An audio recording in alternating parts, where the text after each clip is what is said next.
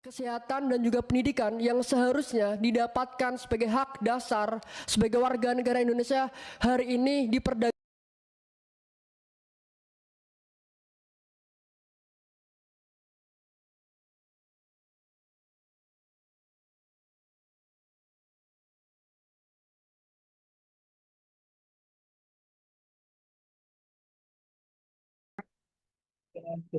Standby action.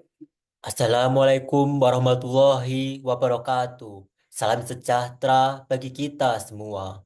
Sebelumnya, izinkan saya Aditya Wahyu Utomo, mahasiswa baru Universitas Trunojoyo Madura, program studi akuntansi untuk menyampaikan orasi dengan tema implikasi ekonomi dan sosial dari uang kuliah tunggal atau UKT yang tinggi terhadap akses pendidikan tinggi di Indonesia. Saudara-saudara, pendidikan adalah hak setiap manusia. Pendidikan adalah jalan menuju masa depan yang lebih baik, masa depan yang lebih sejahtera, dan masa depan yang lebih cerah. Namun, bagaimana mungkin kita bisa meraih masa depan itu jika hambatan ekonomi menghalangi? UKT tinggi telah menjadi momok bagi banyak mahasiswa. Ini adalah kenyataan yang kita hadapi setiap hari. Kenyataan yang mencubit perut kita dan mengoyak hati kita.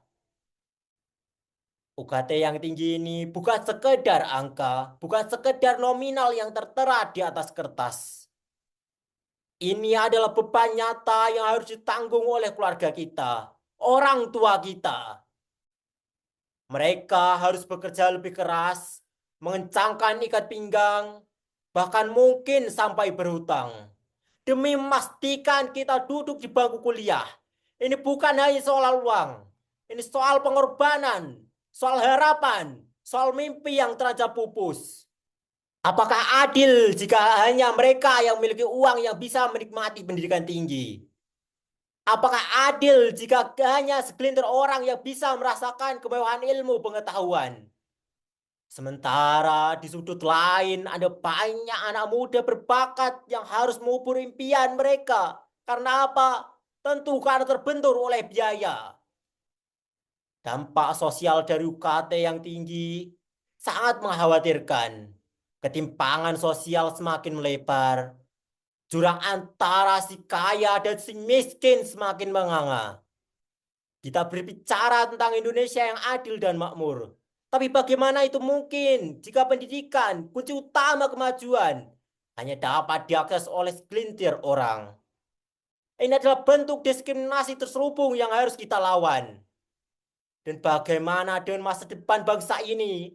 Anak-anak muda yang cerdas, yang seharusnya menjadi tulang punggung pembangunan, terpaksa bekerja paruh waktu atau bahkan tidak melanjutkan studi.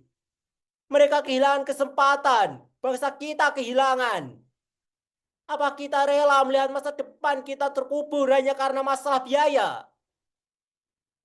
Kita tidak boleh tinggal diam, kita harus bersatu, bersuara, dan menuntut perubahan. Pemerintah harus bertindak tegas untuk meninjau kembali kebijakan UKT ini. Subsidi pendidikan, beasiswa, dan skema pembayaran yang lebih fleksibel adalah solusi yang harus segera diwujudkan. Kita harus memastikan bahwa informasi tentang bantuan pendidikan ini sampai ke semua lapisan masyarakat, supaya tidak ada lagi yang terjebak dalam kebingungan dan keputusasaan. Saudara-saudara, kita adalah generasi yang harus membentuk masa depan Indonesia. Kita tidak boleh menyerah pada keadaan. Kita harus berjuang, tidak hanya untuk diri kita sendiri, tapi untuk adik-adik kita, untuk generasi selanjutnya.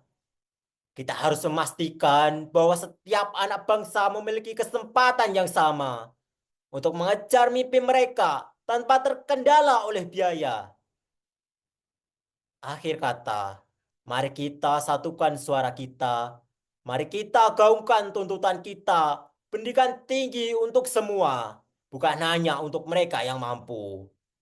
Mari kita ciptakan Indonesia yang lebih adil, lebih setara, di mana setiap orang bisa meraih masa depan yang lebih cerah. Sekian orasi dari saya. Wassalamualaikum warahmatullahi wabarakatuh. Sekian, terima kasih.